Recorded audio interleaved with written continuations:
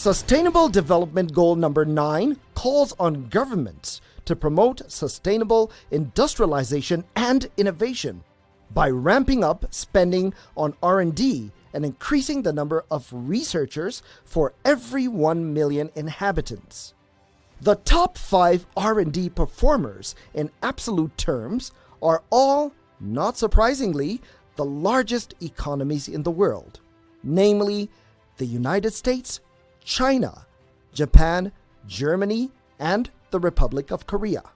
But even when we look at relative data, that is R&D expenditure as a percentage of GDP, the ranking changes dramatically. The Republic of Korea comes first, followed by Israel, Japan, Finland, and then Sweden. This is clear evidence that research and development is the key to economic success. So, what does it take to transform an economy from struggling to one that grows in leaps and bounds? Well, first, you need to have an academia that has the knowledge potential and intellectual capacity.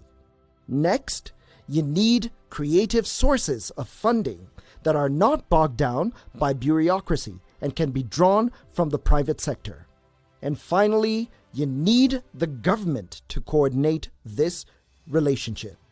The government of Nigeria has demonstrated its desire to transform its economy to one driven by knowledge when it established the Tertiary Education Trust Fund as an intervention agency drawing funds from 2% tax on accessible profits of all registered companies in the country. Since then, the Board of Trustees and management of TETFund has strived to deliver a paradigm shift towards content produced through research and development.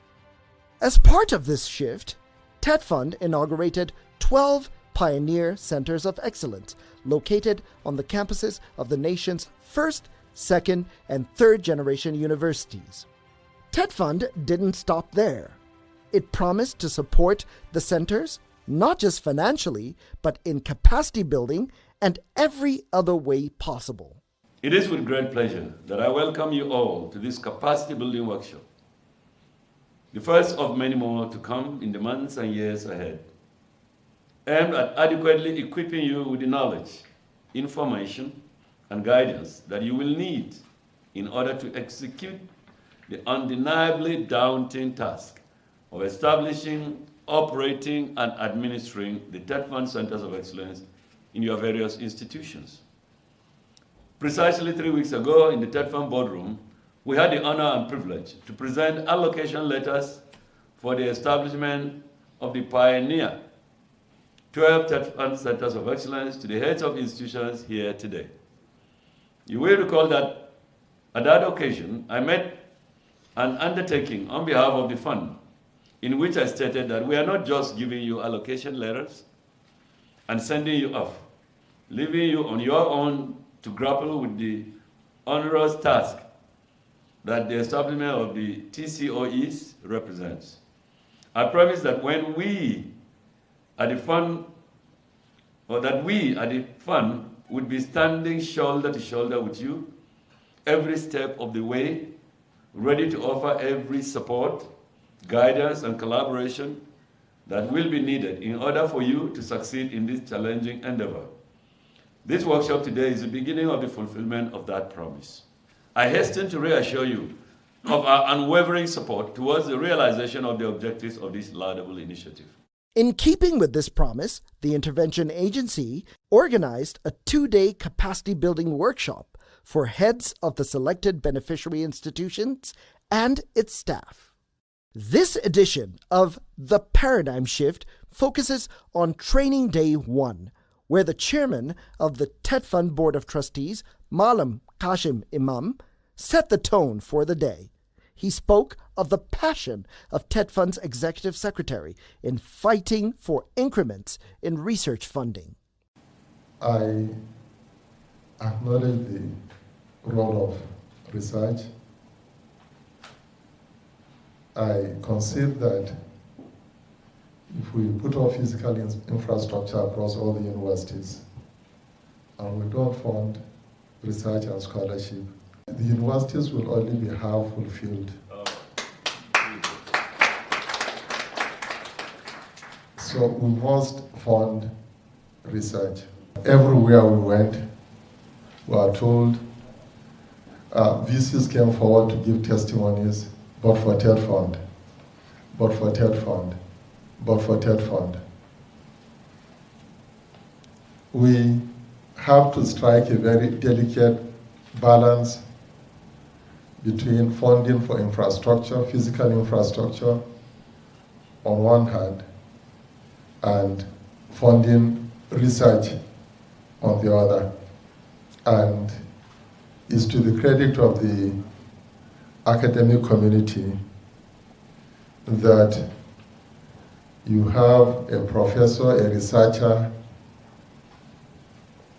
someone who is very passionate about research and development as the executive secretary of TETFund. He has also done so much for the academia, in particular research and development. Speaking earlier, the executive secretary of TETFund, Professor Suleiman Elias Bogoro, outlined the objectives of the training and explained how crucial the centers will be to Nigeria as a whole. It is our hope that adhering to these guidelines will engender the success that will, in due course, stand you in good stead to open up alternative funding streams, both locally and internationally, thereby ensuring sustainability and securing your future. For instance, the German Academic Exchange Service helps African universities establish centers of excellence, improve the quality of the education they provide, and increase their research capacities, thus enabling future decision makers in Africa to be trained in line with international standards.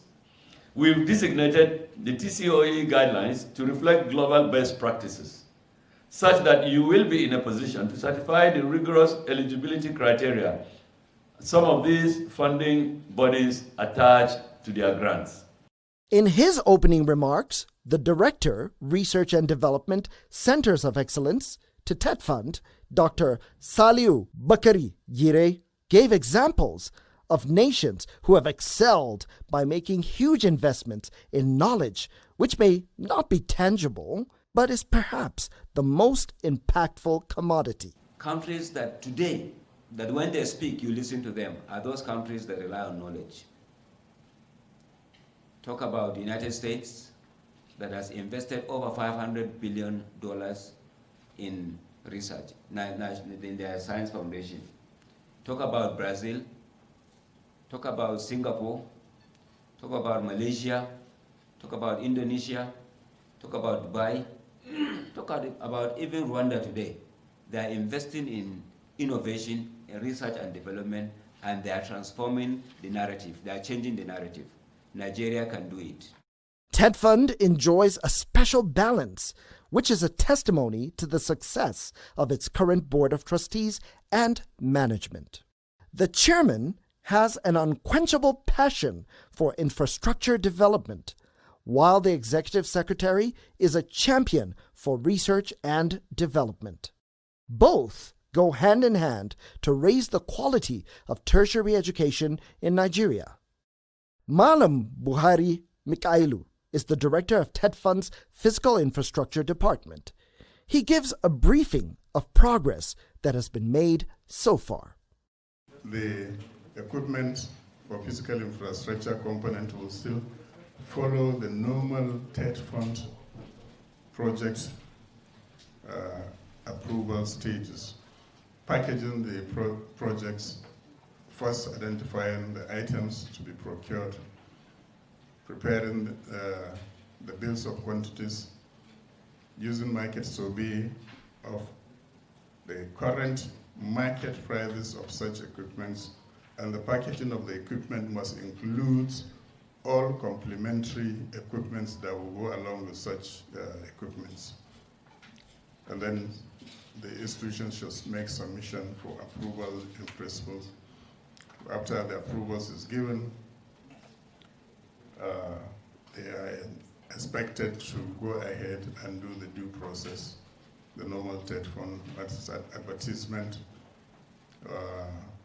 in 2 national dailies and Federal Tenders Journal, or approach the BPP to apply for approval to do selective tendering. And thereafter submit the documents to TETFund for release of funds, the normal TETFund at releases of tranches. I have circulated earlier on to most of the head of institutions the rough estimates, excluding the cost, but the scope of what we anticipated that would be considered in such proposal submissions. So essentially, we are expected to be properly guided by the Public Procurement Acts in the process of the procurement of such items of physical infrastructure. We are also to be well guided by the relevant financial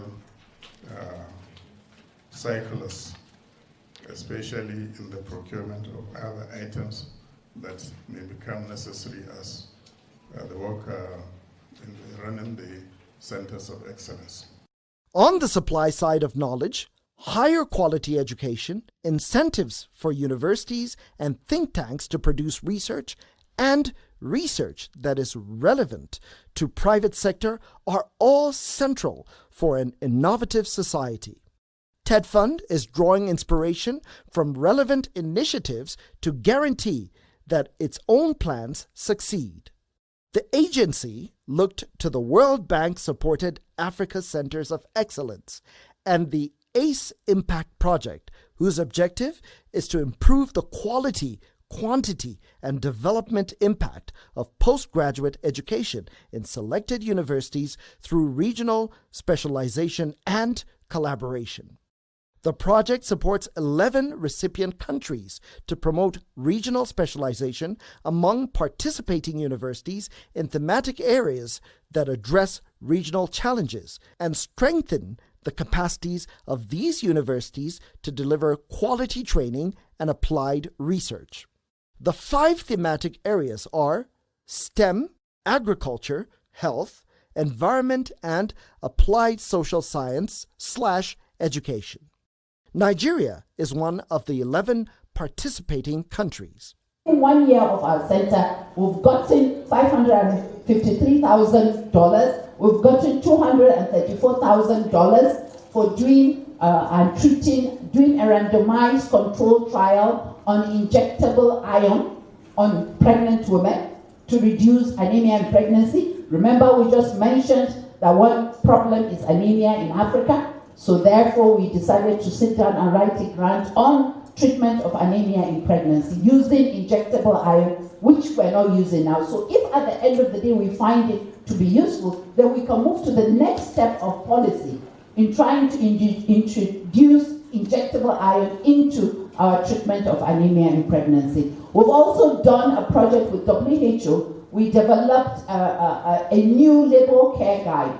We're used to the patograms that we used to monitor pregnant women. Now we have developed a new one in collaboration with World Bank. And what World Bank wants to do is that they want to introduce this new LCG to the rest of the world so that they can now replace the old patograph with the new LCG. And then we have a TETFund sudden cardiac arrest research that we're doing. And we also have ACE Network, another French body, AFD, is also putting in money into African Centers of Excellence. So they encourage the Health African Centers of Excellence to form a network, and they are also funding us on doing COVID and other infectious diseases. We started in 2015, so understandably we have produced graduates. And it's a regional center of excellence. We have graduated students from the Gambia, from Togo, from the Republic, from Liberia, from Sierra Leone. And we are proud of some of our graduates. If you look at the first one there, now is the regional director of the Upper River region in the Gambia. The second one is the regional director of the River region in the Gambia. The other one is so all of them, many of them like that, we have graduated them and they are doing extremely well in their various countries. We have a way of tracking our graduates to see what they are doing. And even as we speak now, about 80% of our graduates are either self-employed or working with the government or working with the industries. There's none of them that is jobless, and of course, that means that we are delivering on the objectives of the Centers of Excellence. When we started this program, we invited a lot of regional students to attend. They said no, they can't come to Nigeria because of security and some other issues. But we now travel around to all the regions to publicize the activities of this center. And then we inform them that they are going to be giving scholarship.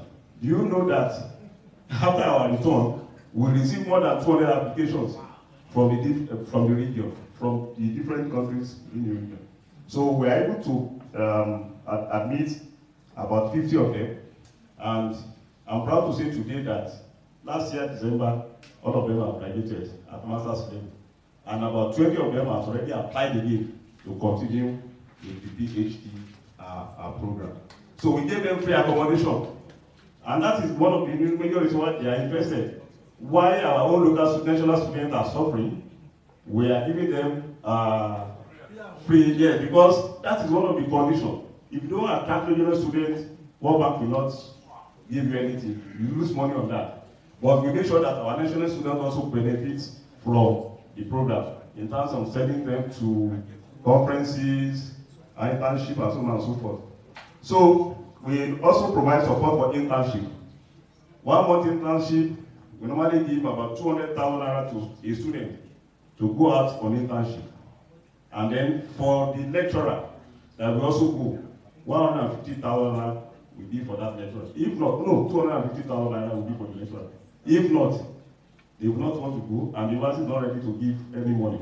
But at least we have a lot of fund in the center based on what we are trying to do, so that we can support most of these academic staff. And that is why, when we started initially, most of the lecturers are not really in support. In fact, it was a lot of problems. They don't know what you are doing. What bank, don't go away. So, but eventually, by the time they saw the benefit from what we are doing, everyone just bought into the program. And then they are really happy now. Countries need to set their own spending targets for research and development. Setting up and operating a center of excellence is not an easy task. Clear principles and best practices have to be defined. A strong team with the right attitude has to be assembled. Templates and documents have to be developed. Stable and monitored environments need to be established. Processes need to be continually updated and improved. The next presentations for the training of those who will steward this initiative by TETFund was focused on modalities for setting up centers of excellence. Remember that it's a team. It's not one person. All of us that we have given our experiences, we are representing a lot of other people that are back in our centers. So it is a team with a shared facility or an entity. So we must have a shared entity. And what does that team do? They provide leadership, all right? Because you're moving people along, so you are trying to lead people to a certain goal. We also provide best practices, everything, whether it's in teaching, whether it is in research, we're providing best practices. We're providing research, impactful research, all right? And we're supporting and providing training, all for a focus area. So you must identify a focus area. As you can see, the three of us, my focus was health, Akinyemi's focus was agriculture, and Aderomu's focus is ICT. So there must be a focus. A technique is a way of carrying out a particular task, especially the execution or performance of an artistic work or a scientific procedure. TETFund understands that technique is vital. It trains the hands in certain patterns that it will need. It encourages flexibility, agility, strength, and endurance. The participants were treated to a session on techniques for teaching and research in centers of excellence. Identity is very important. What are we solving? What are you known for? What is the focus? What is the direction? And if you have a clear-cut identity, let's look at the right-hand side. The output is recognition. You are known with something. Everybody knows that center of excellence for this particular thing. That's recognition. The second one is interdisciplinarity. In other words, other people are coming together to solve a particular problem. And you are open, you are flexible. The entire university, outside the university or environment, everybody knows what you are doing, even outside the country. You are open, you are guided, and then look at the output. You're able to make up records very easily. The third one is integrity. Whatever comes out of your center of excellence, integrity is very key. And that means you are transparent about it, you understand what you are doing, and if you have integrity, the output is that you have respect for that center of excellence, you have respect for whatever comes out of it. The next one is independence. Independence means that there's a reasonable latitude and dynamic freedom for students. Students are free to try to experiment so many things, to work in the classroom, to work in the laboratory. You have a lot of things that students can use. And when you do that, the outcome is that there will be results. When you have students, why is it that students go to Germany and US and then they come back with fantastic results? Because they have independence. They can sleep in the laboratory for 24 hours. Am I right? They stay there. For 24 hours, they're in the lab trying this, experimenting this, trying this, and at the end of the day, you get results. So those are, let's go to the fifth one. The fifth one is innovation. We are talking about innovation, and then which means that there are robust trials and experimentations. And when you are innovative, the output is that there are rewards, financial rewards. So in our centers of excellence, we can publish newspaper publications, we can have products, but the most important is that we are innovative about it so that we can have financial rewards. Money can come in, industries can come in to buy in all of those things and then to take care of them. And then the last one, the sixth one is internationalization. There's face-to-face online mobility flow, regular workshop, and then the output of that is ranking. When you are internationalizing, then at the end of the day, you'll be well ranked as a center of excellence. It will also reflect on the university. The university will also be well ranked. And then the final one is the impact. The impact is that you are making a national impact, you are contributing to national development, and then you are well rated as a center of excellence.